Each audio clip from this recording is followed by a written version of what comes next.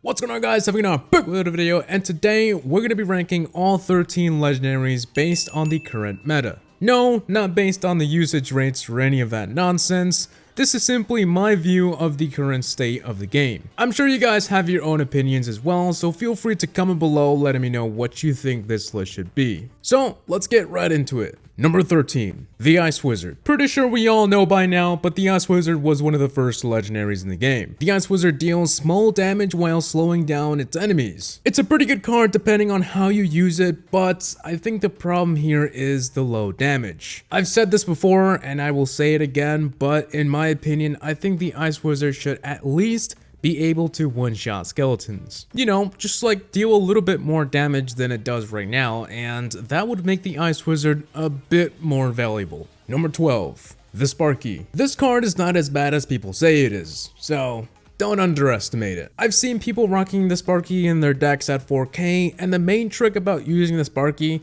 and making it a good card is knowing how to use it. This card is just looked down upon, and it makes people who unlock it for the first time think that it's completely useless, but obviously that's not true. Every card in the game is good as long as you know how to play it right, or else Supercell would have done something about it by now. Number 11, the Inferno Dragon. I actually made a video with the Inferno Dragon recently, and I gotta say, it's pretty good. Does it require a little more patience and skill? Yeah, it kinda does. Much like the Sparky, you need to know how to use the Inferno Dragon to see its true colors. If you just pick up the Inferno Dragon and throw it on your deck and expect it to do magic, then obviously anyone will say it sucks. You see, the least used legendaries in the game aren't bad at all. It's just that people get frustrated when it doesn't work with their deck and they give up. Number 10. The Lava Hound. This is the second heaviest tank in the game and is usually paired with cards like the Minions and the Balloon. You can't go wrong using the Lava Hound, simply because if you have the right deck for it,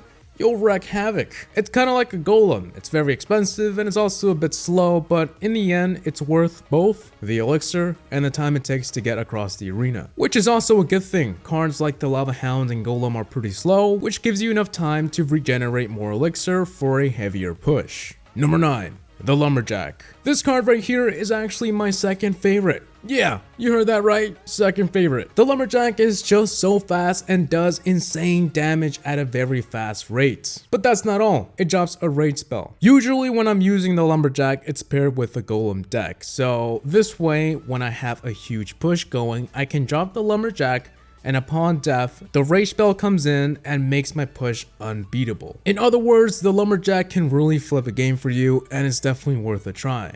Number 8, the Miner. We all know what the Miner is mostly used for. Bait. Whether it's bait decks, Golem beatdown, Brit spam, any deck the Miner's in, he usually gets thrown to either make your opponent sacrifice a card, or to try and get some damage off a pump or any building. I gotta say, the Miner is a pretty special card. There's nothing like him. If you're gonna be using a Miner control deck, can you really bring something else besides the Miner? No, obviously not. This card is also one of the legendaries that never dies. No matter what the meta is, we will always see the Miner floating around. Number 7, the Princess. This was the second legendary I ever unlocked. Well, that's because there wasn't really any other options, but still. It takes me back to the good old early 2016 days. The Princess is hard to hate. I have no complaints, and overall, it's a pretty good card. She's great at what she was made for. Shoot long range targets and keep your distance. That's all. And even though the law can take her out in 1 second, I don't think many of us care. It does allow for its low cost. And because of that, the Princess is a pretty standard legendary.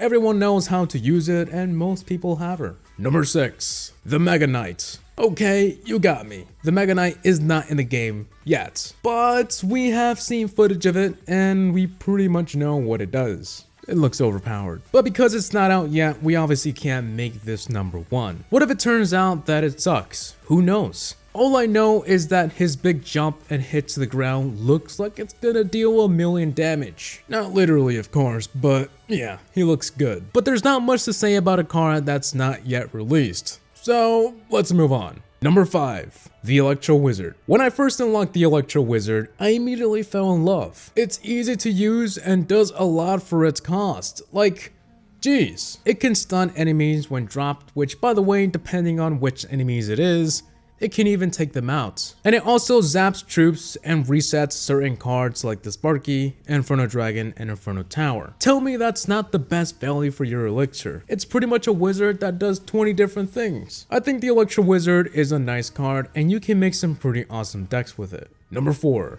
The Graveyard. You know how annoying I get when I have to counter a Graveyard but my deck wasn't prepared for that? The Graveyard is a pretty tricky card. You play it wrong and it sucks. But it's hard to play it wrong because all you gotta do is drop it at the right time and bam, you're set to go. Aside from being able to wreck a tower in 2 seconds, you can also take an entire push down. Yeah, just drop the Graveyard on a huge push and the troops will get distracted. It's an easy card to use and it plays a huge role in the meta at the moment. Number 3. The Log. This one right here is my favorite legendary. No, it's not the LumberJack, that was my second. Anyways, the Log is pretty straightforward. You drop it and it either takes the troops out or just pushes them back.